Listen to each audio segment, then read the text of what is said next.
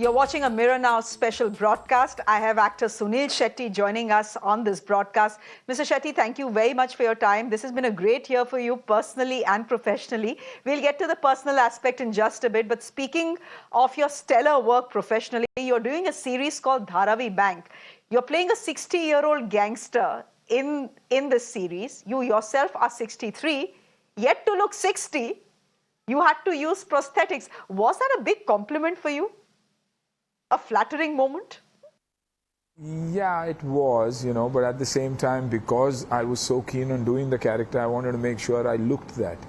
And that's one of the primary reasons I decided to, on my own to go and try prosthetics out. I had my director there, Samit Kakkad, who was there present that day, and we did a look test, and he says it works.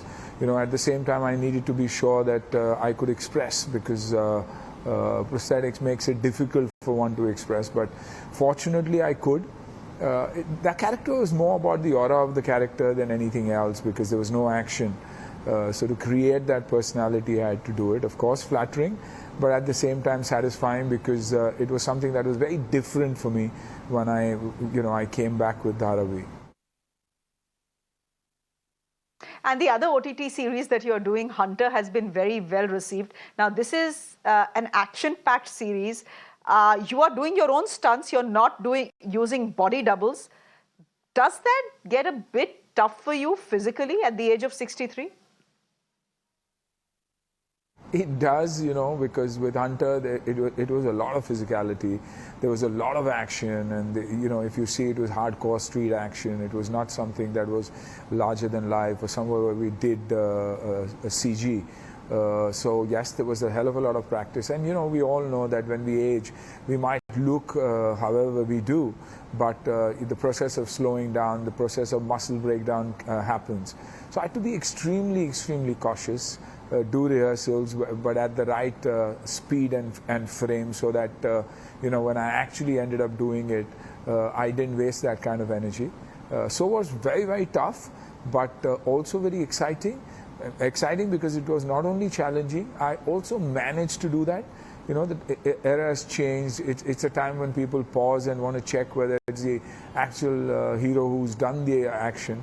So I was very sure that when people zoom in, they don't see anybody else but myself. But it was also a big compliment for me, because there was one portion of it, because I had shot for over 20 hours and I was really tired. And the director said, "You know what, sir, you go back, we'll do the top shots with the double." And I was, "Are you sure?" And they said, "Yes." And it was a master shot of the climax, and they did it. And when I saw it, I said, "You know what, you've not used the master shot with the double on the top." And he says, "No, sir, that the guy didn't even have your body language nor the speed, so we couldn't." So that was a big high for me, because the double was probably half my age. I was double his age, but had managed that kind of body language that showed extreme action.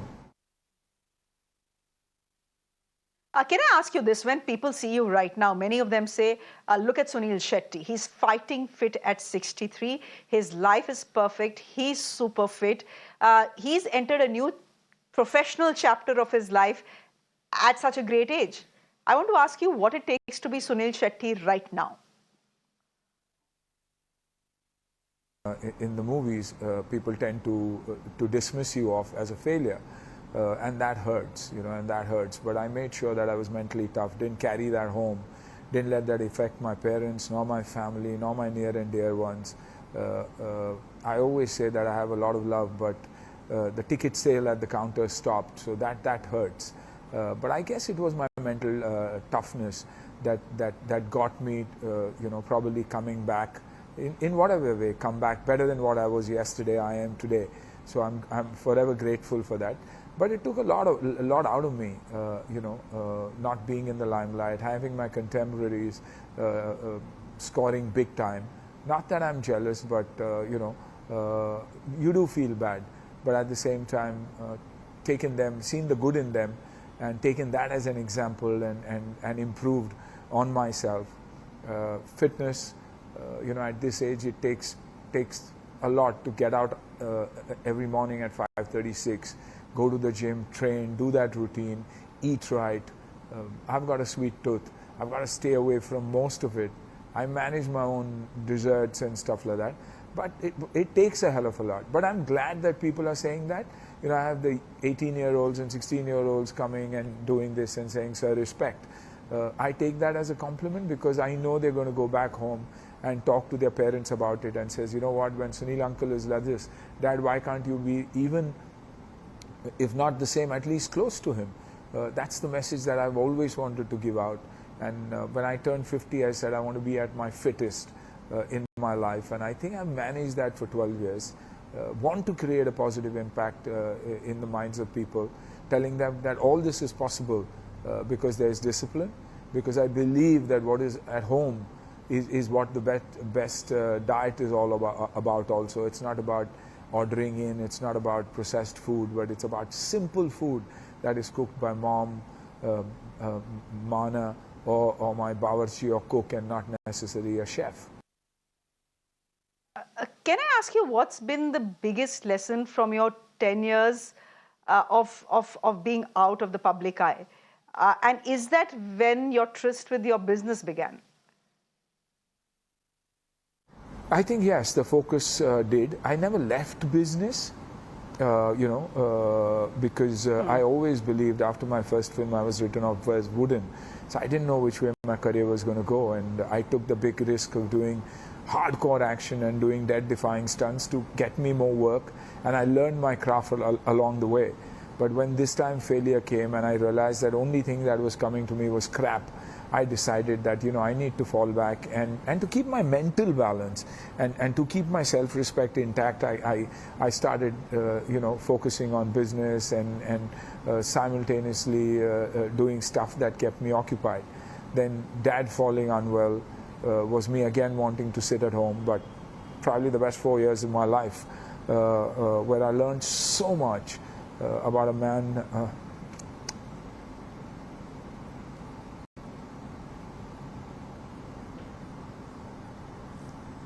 who was always so humble and was struggling because he was physically not there, paralyzed, but wanted to get up and train and work out, and I kept him going, the family kept him going. So that was a huge lesson for me, that staying healthy, staying fit, and not wanting to depend on anybody is probably the most important thing, and that only family matters. And then came the pandemic, where we all depended on each other, family, for our survival. So I think those were the lessons. And the day Dad died was the next morning I got an offer for a show, which was India's Asli Champion. And when Sananda called me and said, Anna, I want you to do this show. It's about health and it's about people and strength. I think all these things fell into place properly, and now I clearly know that Dad is up there watching, guiding me through everything. Yeah, and probably has brought me to one of the best phases of my life, family-wise, health-wise, and respect when it comes to work. I'm nowhere close to what a whole lot of people have achieved, but I'm forever grateful, for what that I got a chance to come back, and I'm doing so many different things when it comes to the medium also, when it comes to entertainment, whether it's movies, whether it's OTT, whether it's reality shows, whether it's giving kids an opportunity. I have this show going on today, which I'm presenting with Saregama, which is Disco Dancer, the show of the 80s, and 40-50 kids are getting an opportunity to perform on the stage for the first time. They're singing, they're dancing, they're performing, giving new talent an opportunity through FTC. So I feel I'm blessed somewhere that I'm in the perfect place right now. Mr. Shetty, you are 63 in a world that fears aging. Technically you're a senior citizen, though you don't look it. What is that big lesson you take away when it comes to aging? What is that acceptance you think age brings? I mean, you said acceptance in every way. We know we're going to slow down. We know we're going to start depending on people. We know we're going to start depending probably on a wheelchair or a stick or something. That process is going to happen if you live way beyond your very own time. So I think what I've accepted is, yes, I've got slower, but I'm wiser. Yes, I am going to age, but can I eat better? Can I keep that gut absolutely clean? Because that's the area of the problem. I think what needs to be taken into consideration from a health perspective is we need to start talking about gut health at a national level. Why Ayurveda? Why yoga? Why our healthy eating habits? Why the Indian thali? Why 28 states, 9 union territories? The food that we have is our food, is what we need to depend on when the world is seeing it as miracle food. Why aren't we doing that? Why aren't our spices being used for health? I'm trying to get into all that and also trying to implement all that in my day-to-day life. So I've started accepting the fact I can delay the process, but I can't avoid the process, and that's why I talk about my age. My children say, Papa, why do you always say you're 62? I say, because maybe I want other people to benefit from what and how I've benefited, So I'm going back to the old ways of training simple, leg raises, neck pulls, pull up, so that aging shows when you hunch, aging shows when you drag your feet, when you don't lift your feet. I'm trying to do the basic exercises, that probably hand-eye coordination, that one should do with a 2-year-old, that I'm doing today. So I've accepted that. When I do action, I only do what I can do, but as long as it looks explosive on screen. I rehearse a lot more. I've got down to doing a lot more meditation, yoga, because it helps me with my breathing, my lung capacity. So I'm going back to India. I'm going back to the beauty of this country and what it has to have offer to the world, and it's making a hell of a lot of difference to me. Like I say today, for me, I've realized that meditation is focus, yes, but that doesn't mean it's cutting away from the world. If I'm listening to you speak, and I'm focused, and I'm listening to what you're saying, and I can respect you, I can acknowledge what you're saying and be thankful for that. I think I've meditated enough, because I've made a difference to someone and myself, because I've learned, I've taken away, and so I'm calmer now, and I need to be calmer. I need to appreciate people, because the more I appreciate people, the more I learn from people. The minute I don't, I'm cut away from everything. The good that you have in you is forgotten. So I think with age comes this calmness, and also because you read, it comes. And after seeing Dad, also I've realized, I'm trying to soak in all that. You're speaking about keeping things simple. Can I ask you, was it a deliberate choice to keep your daughter Athiya's wedding simple as well? You're a film star, she's a film star. She was marrying, a national level cricketer. Why the choice to keep it simple? Absolutely. It was not difficult to keep it simple. It was difficult to keep it small, because everybody said, there'll be a backlash and people will say this and people will say that. But thanks to God, everything turned out so beautiful. People have appreciated it wherever we've gone, whether it's politics, whether it's bureaucracy, whether it's corporates, whether it's the media. Everybody says that's what marriages need to be.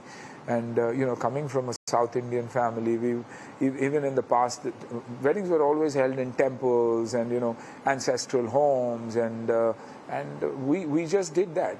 We just made sure that everybody was aware that it was only family, 70, 80 odd people. They were childhood friends of Athiya and Rahul who were there. Because Athiya and Rahul were very clear that, Dad, if you want to do something, help someone, let's not spend the kind of money that, that people spend today. So I was a proud father, of a daughter and a son-in-law to be who believed in that.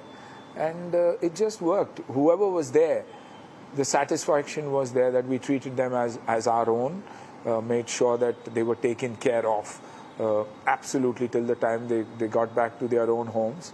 And yeah, everything fell into place, and people still say, the best thing you could have done was no phones. We had no phones at all, and it just worked. So I guess when the intent is right, it just falls into place. Were you aware that your daughter was dating KL Rahul, and what was your reaction? I think a year and a half ago, when she told me, and I was more than happy. Number one, a national hero, because you play for your country. The biggest high in life is to play for the country. It could be any sport. For me, kabaddi is as exciting as probably cricket is, and a sportsman is someone who I worship. I always say I'm a fan of anybody that represents my country and wears that logo out there. So I was very happy, and Thea and me have always been very close. We've been friends with our kids, Mana and me. So she discusses everything with me, anything and everything. So I knew from the beginning. I only knew, but when she was very, very sure and clear, and I was happy, and very, very happy. But what is it like to have a son-in-law who gets judged every day? Because some of the bouquets and brickbats come to you and your family as well. I dealt with it for 10 years and never took it home. 32 years in the industry. Human relationships, sentiments is something that we all understand. The fact is that I'm very grateful is that he represents the country, and I know is giving his 100% whenever he does, and that's all that matters.